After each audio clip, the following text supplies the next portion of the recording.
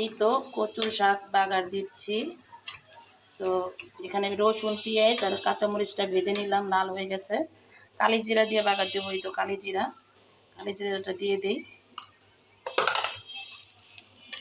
এখানে একটু হালকা হলুদ দিব আমি।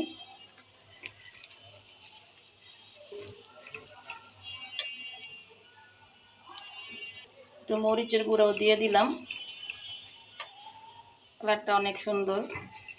বাগারটা এখন তার মানে হলুদ মরিচ দিয়ে এই তো শাকটা আমি ছেড়ে দিই।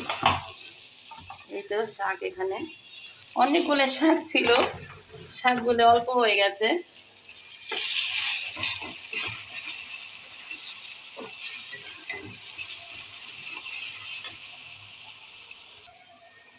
তো এখানে এখন মিশিয়ে নিই কচু শাক বাগার। তা সাদাও করা যায়, আমি একটু হালকা হলুদ মরিচ দিলাম কালারের, মানে যাতে একটু কালার আসে। শেষ হয়ে গেছে।